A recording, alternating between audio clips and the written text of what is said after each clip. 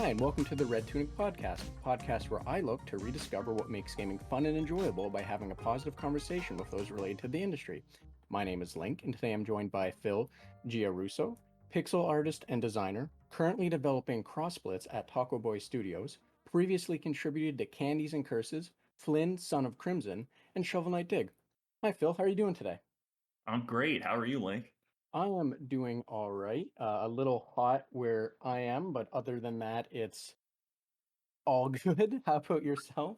I'm pretty sure it's toasty everywhere, and we're all kind of melting a bit. But other than that, I'm also doing pretty good.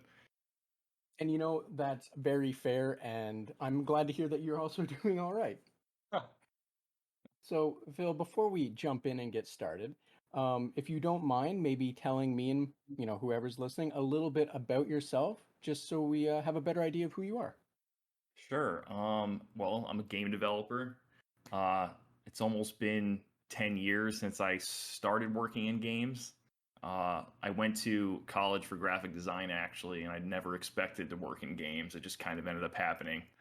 Um, right after college, I was looking for graphic design work, couldn't find a job, uh, and then I would just post work online, and that's kind of how I got found out. And then from there, I've just been doing gigs, bouncing around until I was able to start my own business with my business partner. So yeah, I mean that's the quick version. Uh, Well, thank you for that. That's great to hear. And as someone that has a degree in graphic design, I can definitely understand the struggle to try and find a design job.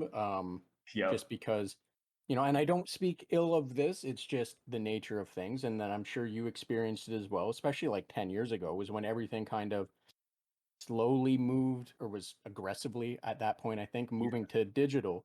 Yeah. Where I imagine like you also noticed that you were now competing with a lot of people that learned on their own how to use the tools. Whereas before for design, you to learn the tools well or effectively, you had to go through a program, go through what have you, and it was a very different world. Like you kind of came out right as that world changed is really what I'm trying to get at. So I can understand the the what's the word I'm looking for? I can understand Challenge. yeah, of having to, move forward through all of that. So, but it sounds like you landed in a great place, working on game stuff for 10 years, working with your own studio now.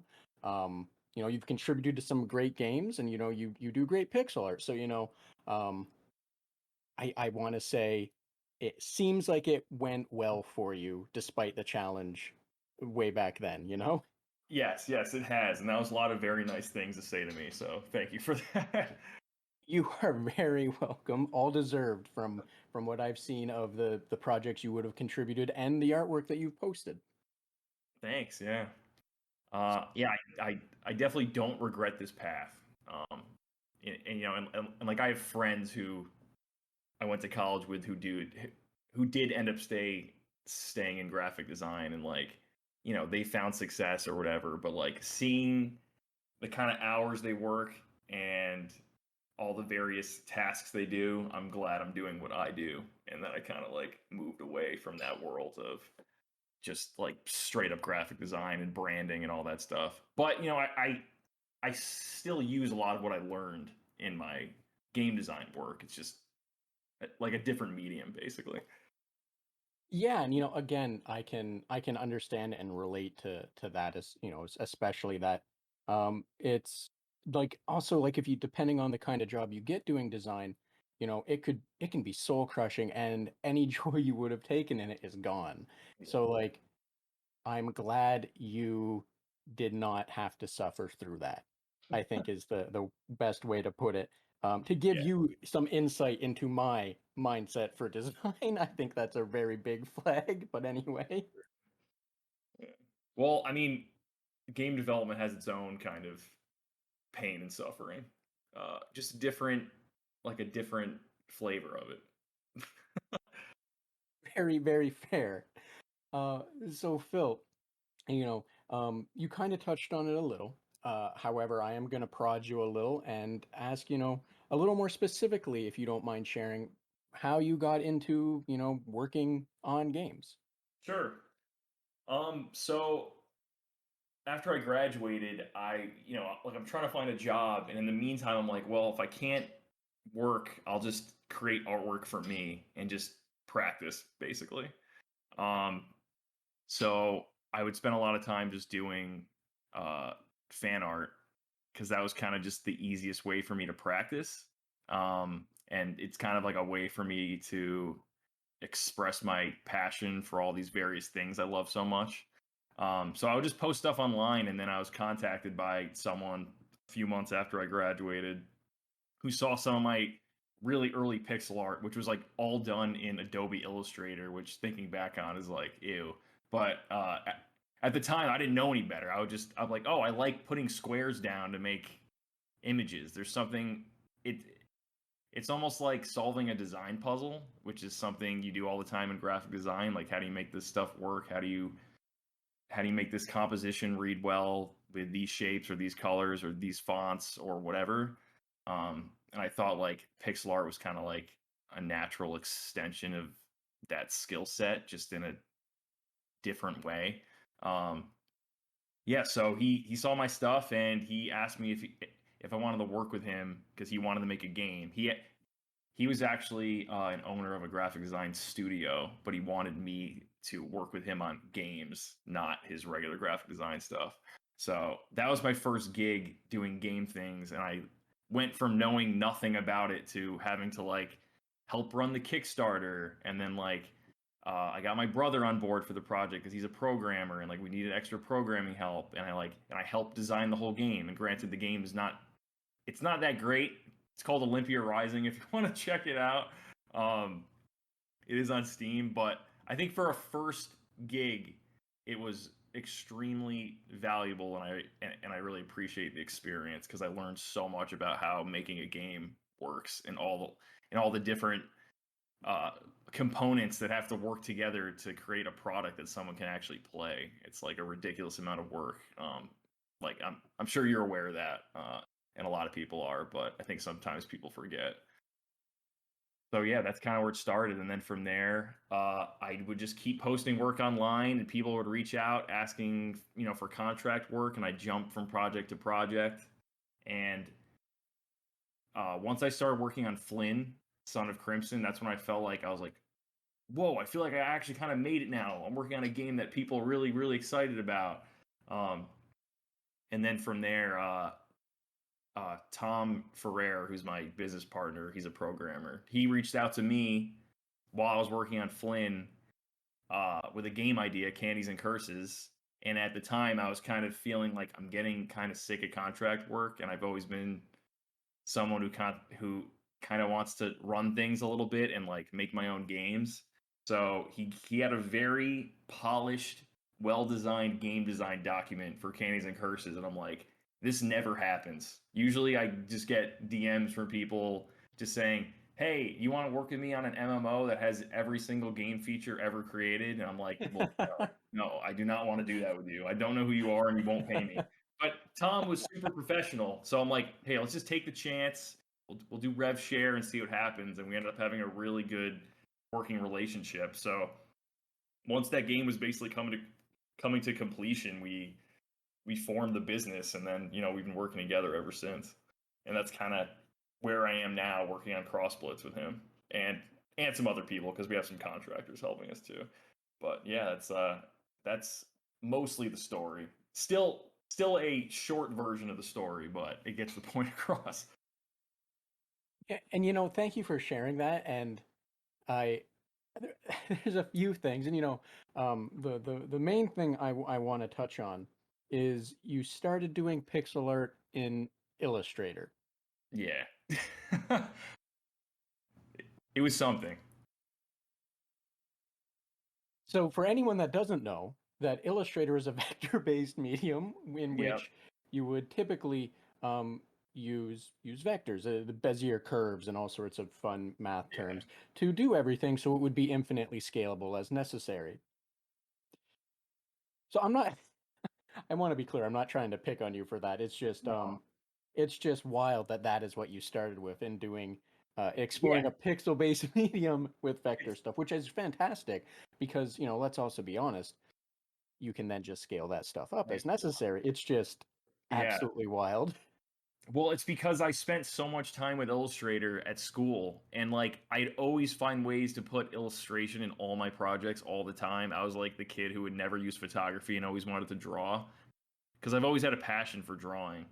Um, so I just got really familiar with the program and I'd use it all the time. So I'm like, well, I can make pixel art in this. I'll just draw one square and then copy and paste it over and over again until I have the image I want.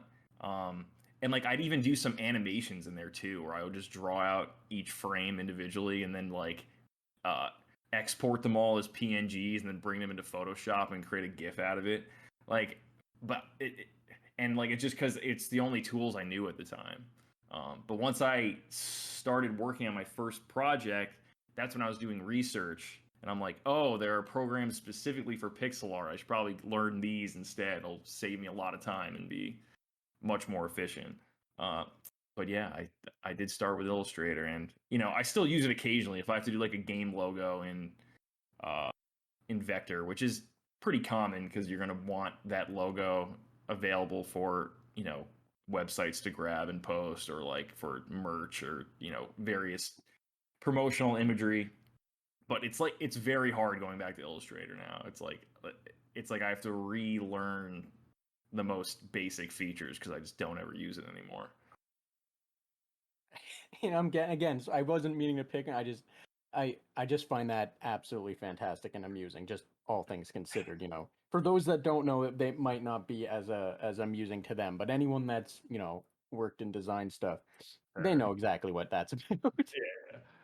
um, so, but from what you said, that managed to get you into learning, other mediums or software that would make it much quicker and easier for you.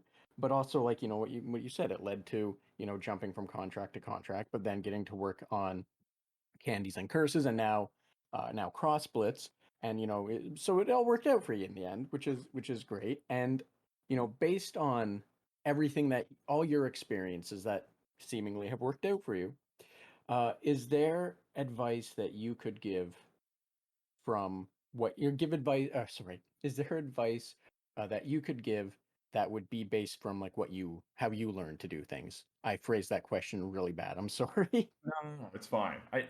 Yeah, I mean, to me, do you mean like advice I'd give someone who wants to do like art and games or just work in game development? Is that basically what you're Yeah, yeah. asking?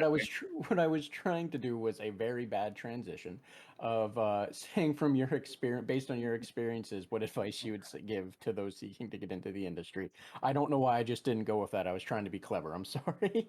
It's okay. I mean, so this actually goes into some of my advice, which is uh take like work risks. So I think of the reason I've been able to grow a lot over my time working in games is because I would take on projects that I wasn't always sure I had the skill set to do.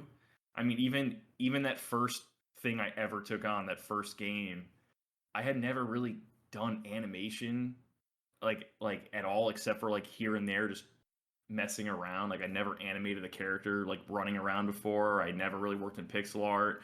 Uh, but I kind of just had the passion and the work ethic to figure it out and do my own research and just learn as I go.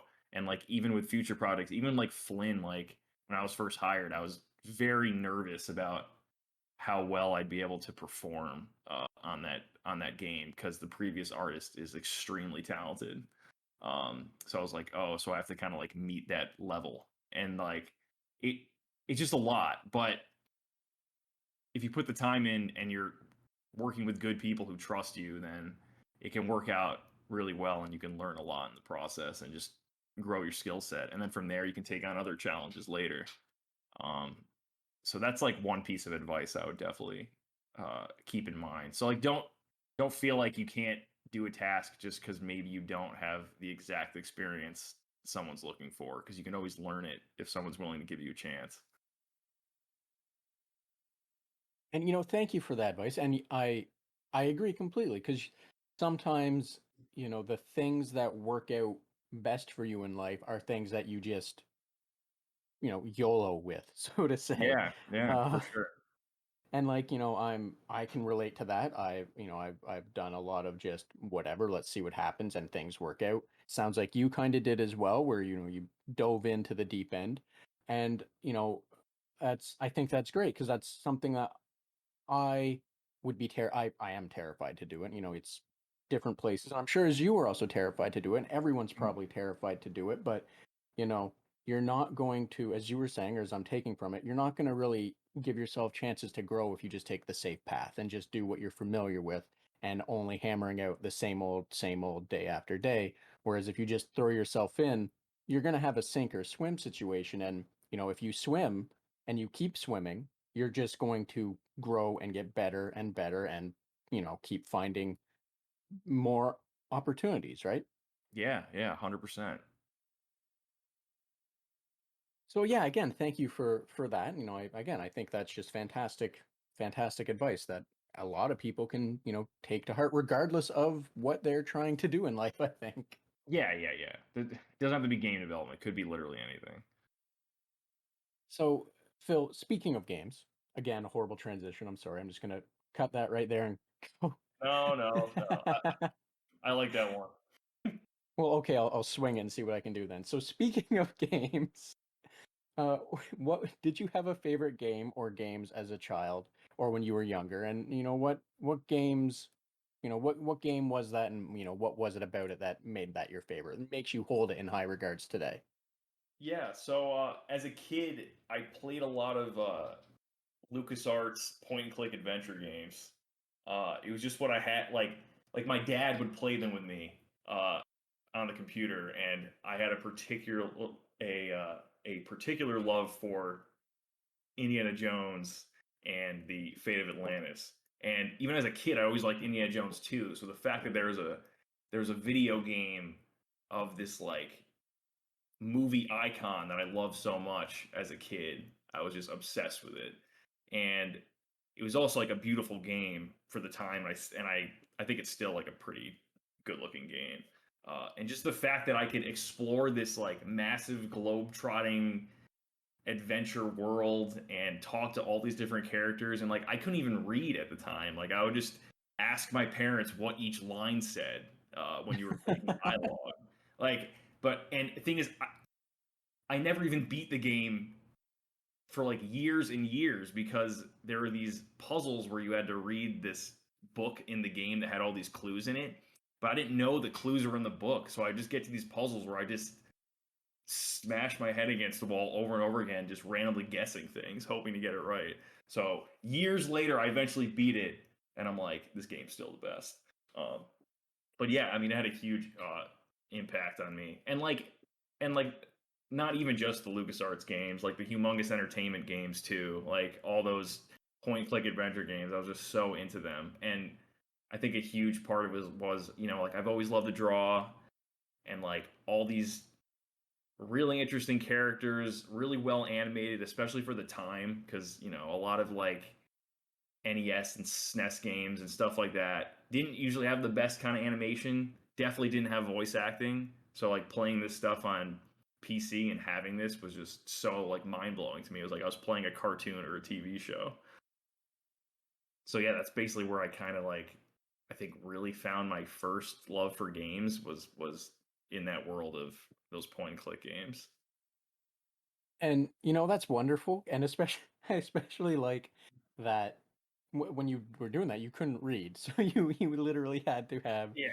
your parents sit next to you, and like I hope they enjoyed that as well, and I say that just because when I was younger, I played games with my dad, some point and clicks, as well, but like for some games, I would make my mother come in, and she had no interest, so she would begrudgingly sit there and participate until she felt that she could just walk away and I was placated or what have you. I'm not speaking ill of my mother. I'm just saying, she didn't like video My games mom did the and I exact was same thing. My mom, yeah, like yeah, yeah. She'd come in. read the line and leave. Like, she didn't want to play the game really with me, but I think she was happy that I was so engaged with it. Um, but yeah, she wasn't really there to play the game alongside me.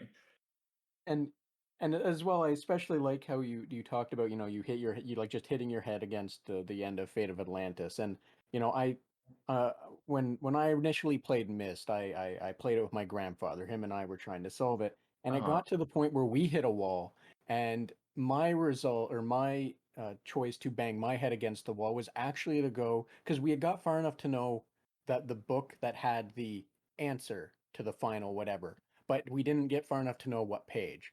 And I literally just went through page after page after page until I solved the final puzzle or what have you. Yeah. So, I can definitely understand the banging your head against the wall and just doing whatever it is you could to try and move forward.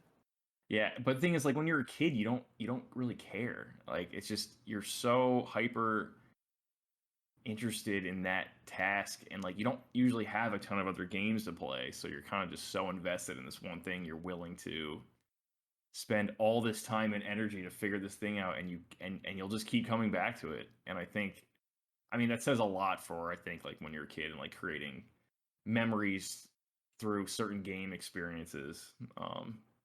So like I think it's a valuable thing when looking back, but you know, I mean, it's still frustrating too. Yes, and again, I imagine it would have been an extra layer for you when at some point in time when no one was in the room with you that it just said, where a text box would have came up just being like, what you want is on page 46 or what have you, and not not reading or understanding the clue it was giving, Yeah. and then never never seeing until much later, as you said, that you finally were able to go and beat it years after. Mhm. Now, speaking of those kind of things, because the point and click genre, for a while I'd say it struggled. With LucasArts kind of slowing down or stopping completely, and how they were doing that with Sierra stopping. Yeah. Um, and in the last, it's only been the last, I want to say, like 10 or so years that's been kind of um that the traditional point and clicks have come back, because uh the spirit of them lived on in different ways and such. But I'm just wondering, do you still enjoy the point and clicks that are being made now? And if so, do you have one that really, really made you feel like you did as a kid again? Honestly, I haven't really played any newer ones. I've just because like again, as a kid, I just had so few games, and now that I have my own income, well, basically like in high school, once I started having a job, I was like, oh, I can buy all my own games now. So then ever since then, I've just gotten like every console at release. I get every single game I want to buy. So my world of gaming has vastly expanded. So I've kind of put my time and energy into other games. Not that I don't appreciate them, but I suppose the closest thing I can compare it to, which is a pretty good comparison, are the Phoenix Wright games, like the Ace Attorney series, because they're basically a visual novel, point and click kind of adventure game, where you're just solving the puzzles about whatever case you're working out and then defending in court. So I've recently been playing the Ace Attorney Chronicles, which was the Japanese only game that was released, I don't know, within like the past few years or so, and brought to the U.S. and other countries, where it like takes place in like the late 1800s, and like in London, and I've really been enjoying those games. And yeah, it still has the spirit of those point and click games. I'd say a lot more text and reading probably than those games, and a little less exploration, but it still has that vibe. Yeah, I completely understand where you're going with that. And yeah, yeah, those from what I played of them, they're fantastic, and I'm glad that you're enjoying them, and that it's kind of scratching that old itch or what have you. Yeah, yeah, for sure. Now, I am curious though, just because based on all of the other pixel art that I have seen of yours and such, um, did you have, maybe a little further along when uh sorry, I'm trying to think of how I phrase this better. Um, after the point and clicks, when you got a little older, maybe, or when you first got when you got your first job and were able to start buying your own games and such, were there any other games like later on that really stood out to you that, that are you're also held in high regard in your life? Sure. I mean, so my brother and I, we still got consoles. It was just usually like 3 years after they came out, so we're very late to the party in most situations. But I remember the Christmas I got, we got a PlayStation 2, and I got Kingdom Hearts, and I wanted Kingdom Hearts for so long because I'd seen commercials and stuff for it on TV, and I was like on the website all the time looking at the character profiles and all this stuff.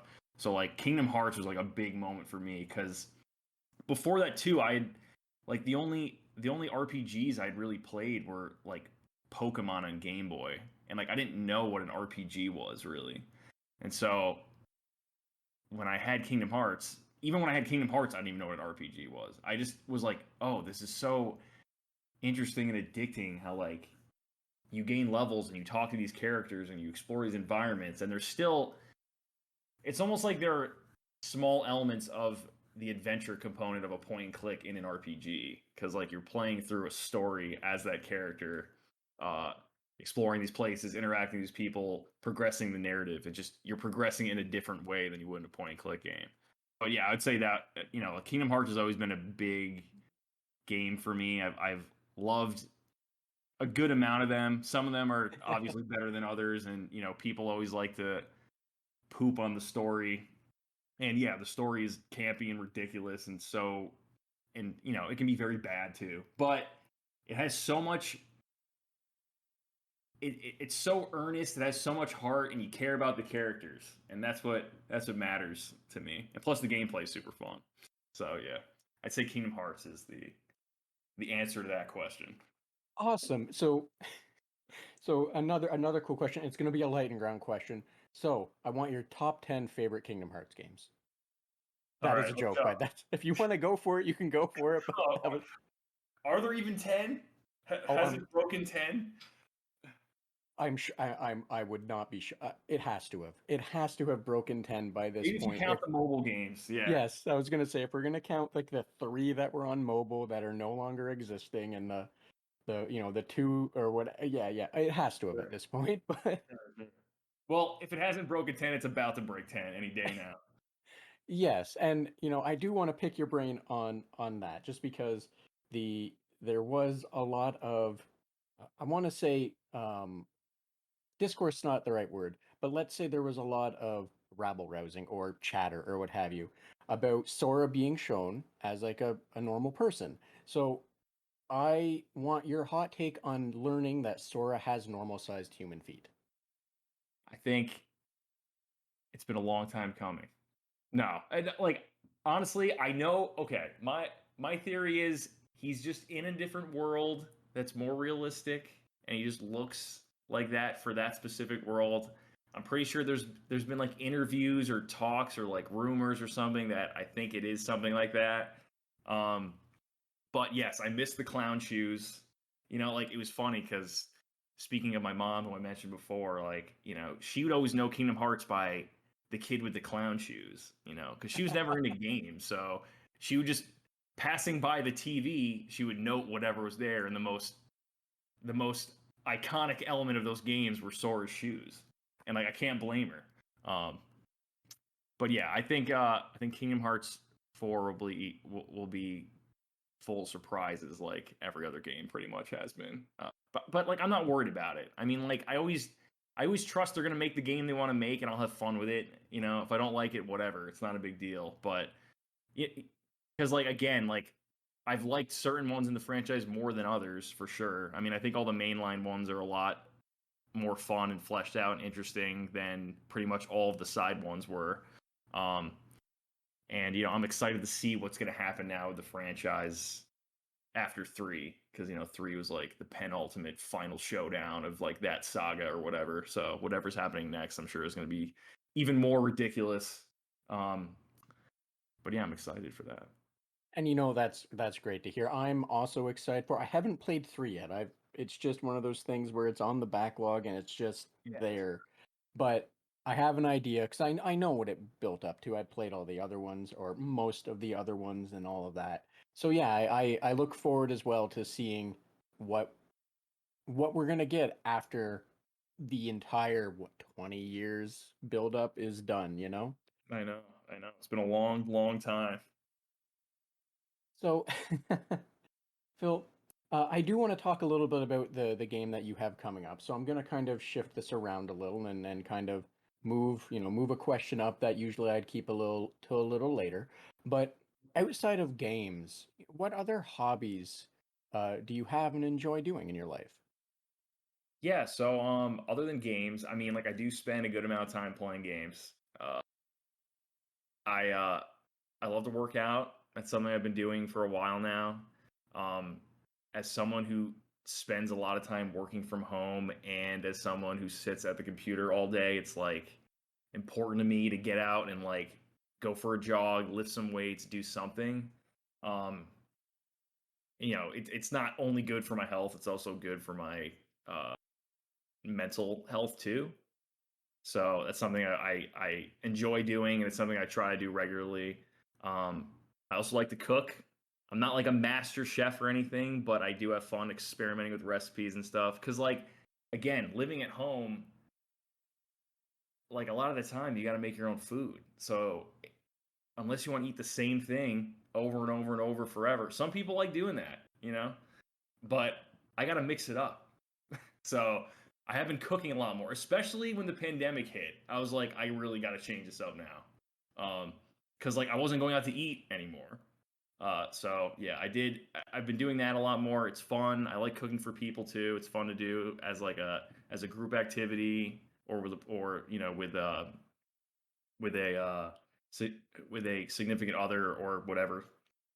And yeah, I mean those are two of the main things. I recently got a puppy, so that's been a new thing in my life. That's part hobby, part parent slash caretaker. Because I never had a dog before. Like I've had cats growing up in my family, but I never had a dog, so it's been a learning experience. Uh, a very rough learning experience, but she's doing pretty good now. Like she's actually potty trained now, so my life's gotten a lot easier since that happened.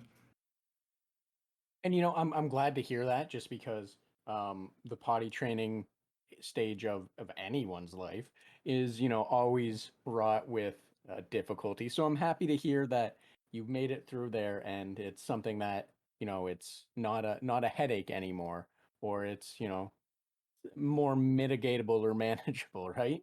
Yes, yeah. There's a lot fewer accidents now than there were before. I mean, it took a while. Like I was worried. I'm like, is there's just something wrong with her? Like, what? Like, is this my new life forever? Just cleaning up pee stains. But no, she's got it down. There is the occasional accident, but it's fine. Like I think I'll just get better with time. She's also a very small dog, so small bladder, can't hold it in. So I had to be aware of that. Like I couldn't get too annoyed because it's not her fault.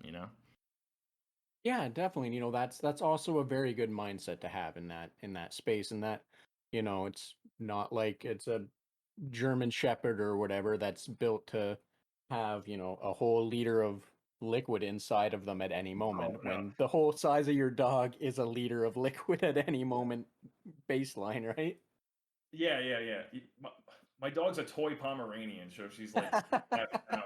So like she can only hold so much fluid before it has to go somewhere. Meanwhile, I go to the park and I see a dog take a pee and it's peeing for like 30 seconds. And it's like leaving a giant puddle on the floor. I mean, if that was my life during the potty training phase, like I don't even know if I'd have the dog anymore. It'd be such a headache. Yes, and pray for those people, I guess is the thing to Yeah, say in those cases, right? yeah. Some people I think are just such dog people that like they just I mean, yes, it's annoying, but it's really easy for them to look past it. But as someone who hasn't ever really taken care of a pet on my own, who likes a very clean house, it just took a lot of adjustment. And I'm that's to be expected when you make a big life change like that. But I still wasn't prepared for it. But it's all good now, like I said. And, that's great to hear. Happy to hear that for you as well, because you said you just got into, especially with the pandemic, starting to cook more or and everything else like that.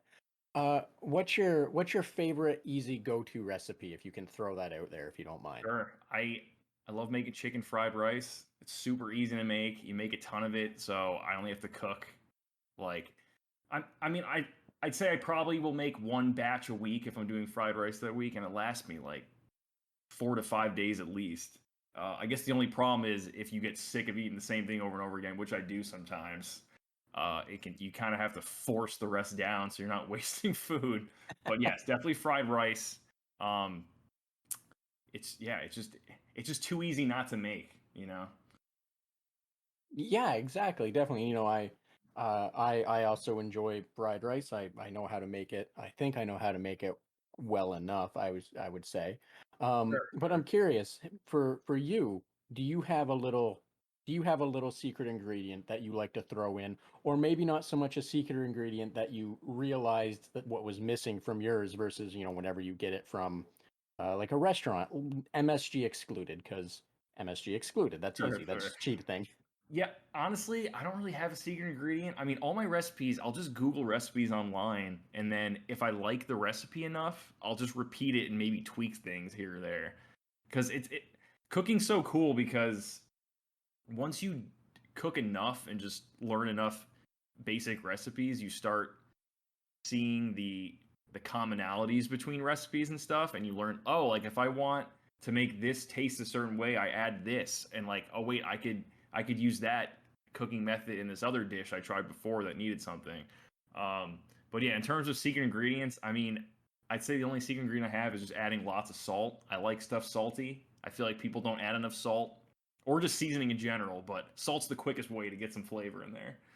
Um, so yeah, I'm the guy who's always like needs more salt, and I grab the salt shaker every time and go to town. And fair enough. And I will say, from what I have been told from numerous uh well-established cooks and such, yes, you probably need more salt. That's what I have been smacked with numerous times and been told numerous times, to the point where I as well now just say the amount of salt that needs to be in there is probably 2 or 3 cranks further than what I usually would Sure, do. yeah. I also like usually add red pepper to most dishes just to give it a little bit of kick. Uh, I don't like stuff crazy, crazy spicy because when it gets too spicy and I can't even really enjoy the food anymore, it's kind of just like it it's just sad, but just a bit of kick. Because yeah, I mean, I feel like I go to so many restaurants, or sorry to anyone I'm throwing under the bus here, but go to people's houses and they cook, and like it's well made, and I know it has so much potential, but we just have to bring out the flavors a little more with some more seasoning. And I feel like people are afraid to give it the seasoning it needs. So that's my call to action. Everyone listening to this, add more seasoning to your food. That's your CTA. A good call to action, I think, for anyone and everyone. I Uh, hope so. so Phil, I don't want to take up too much more of your time. However, I did want to talk a little bit about Cross Blitz, because, and this was just like serendipitous, and just the last night actually, I was thinking on the amount of deck building RPG games that just don't exist. That because for me, and I don't mean like strictly from a deck builder, because your game doesn't look the game that you guys are working on doesn't look like it's just a deck builder. Um, and the From what I've seen and from looked into and what have you, the only real deck builder RPG, and by all means, if I'm wrong, I'd love to know about what else is there, because this is a great genre, I think, with lots of opportunity. Mhm. But the only deck building RPG kind of games that I was aware of were the old Dragon Ball games from like the Game Boy, the Super Nintendo, the normal Nintendo, or just Nintendo. Um, so like I wanna hear a little bit more about what made you guys sit down and go deck builder RPG. That's what we want to do. Sure. Well, first of all, I've never even heard of those Dragon Ball games, but now I'm interested because I'm a big Dragon Ball fan. So now I definitely have to check those out. Um, but yeah, with Cross Blitz, so like I've never really been a crazy card game guy. Like Tom Tom, my business partner, he's the one who's like obsessed with card games, and he always has been. Like he's super into Hearthstone. He likes experimenting with all the new ones that come out, at least to try them and see what mechanics they're doing. So Cross Blitz was kind of his baby. Like he really wanted to make this game, and originally Cross Blitz was just going to be more like Hearthstone, where it was just PvP focused. But we really wanted to bring in the single player component because, like you're saying, it's definitely an underserved subgenre in that genre of deck building. And yeah, like the only game that I can think of off the top of my head that kind of is really like a fusion of RPG and deck builder is SteamWorld Quest. I don't know if you played that game.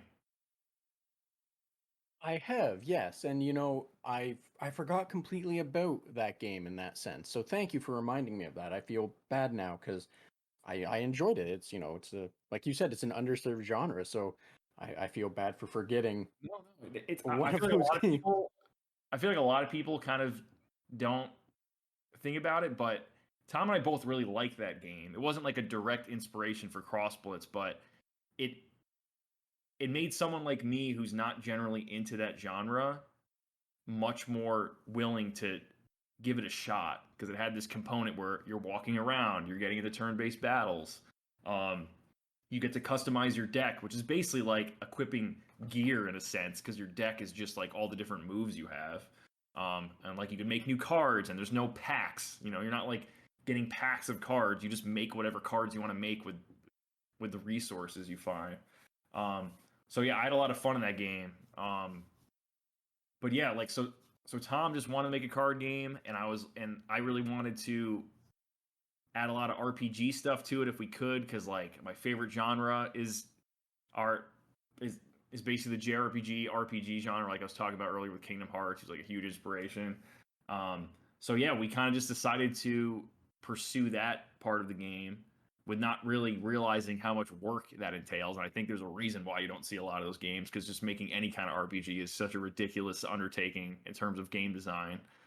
There's like the world building, all the lore, all the different characters you want. If you want a story, which CrossBlitz has, you got to write that story and make the script and do all the cutscenes. And then you have all the different cards that you have to implement. It's a crazy amount of work.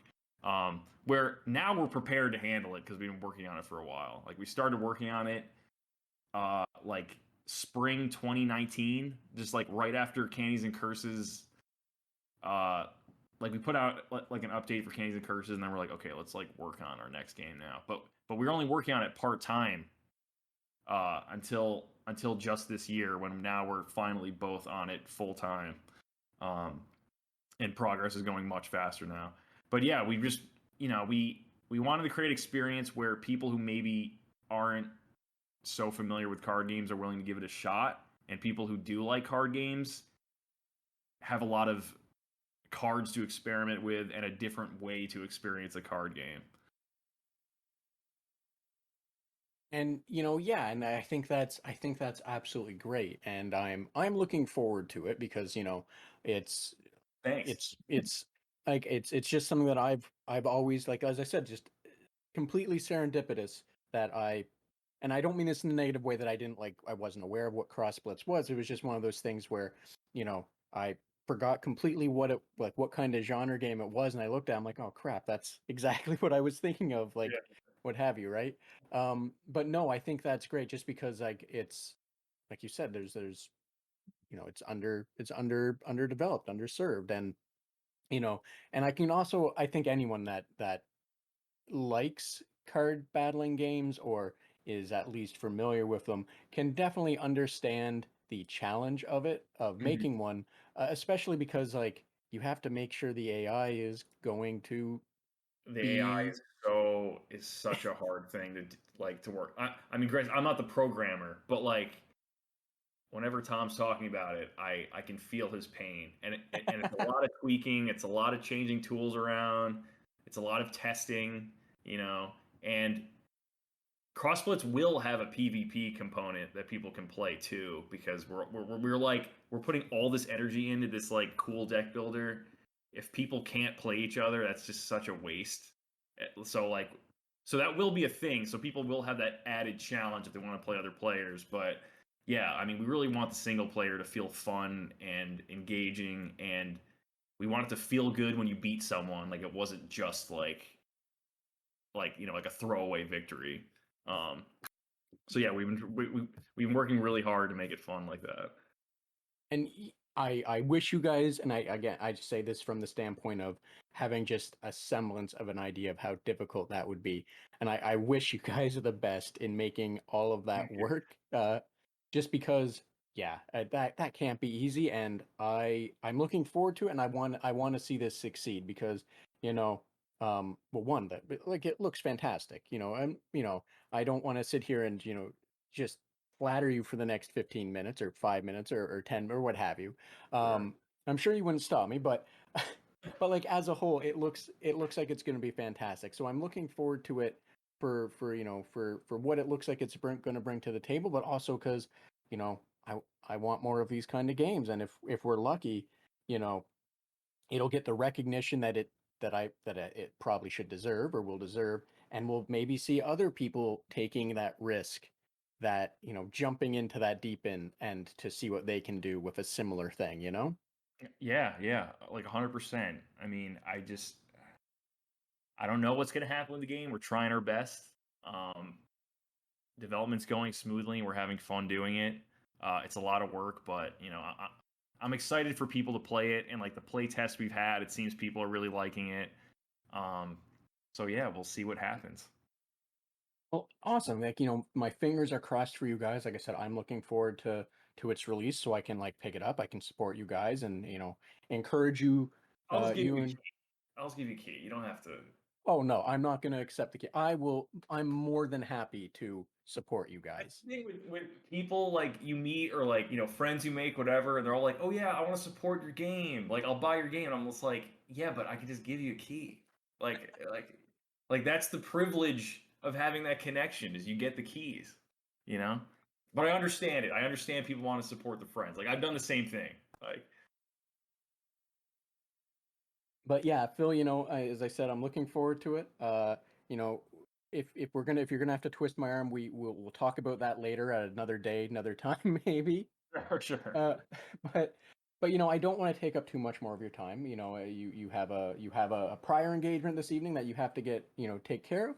So if there was anything else that you wanted to discuss, a cool game that you wanted to throw out, something else you're working on, or just something you feel more people should be aware of, by all means, the floor is yours. As well as please let everyone know where they can find more information about you and Cross Blitz and what have you. And I'll also include that information in the episode description. Sure. All right. My final thing will say to people who like puzzle games or people who don't even really like puzzle games that much, try playing Shovel Knight Pocket Dungeon. That game is extremely good. It's absolutely gorgeous. Uh, it has such an addicting gameplay loop, and I feel like no one it's not getting the attention it deserves. Honestly, I feel like it should have like a much larger audience. So I'm saying that now. So give it a try. If you're a Shovel Knight fan, definitely give it a try. And then in terms of where you can find more information about me or Cross Blitz or anything related to my studio, Twitter is where we post the most stuff. That's just at Tako Boy Studios. And then my personal Twitter is at Refill Design. I haven't really been posting a lot of personal artwork lately just because I've been so busy working on Cross Blitz, but I do have a lot of various artwork posted there from either games I've worked on or just like fun little fan art things I've done. So if you like pixel art and you like video games, you'll probably like looking at some of the stuff I posted. Well, yeah, and definitely thank you for those links. I'll put them in, make sure that people can get to them for you.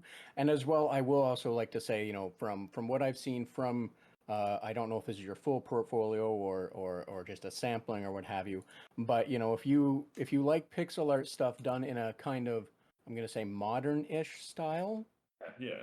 I think anyone will be a fan of what you've done. I especially am a fan of your Final Fantasy Tactics stuff, just because I personally feel that that is an underrepresented game.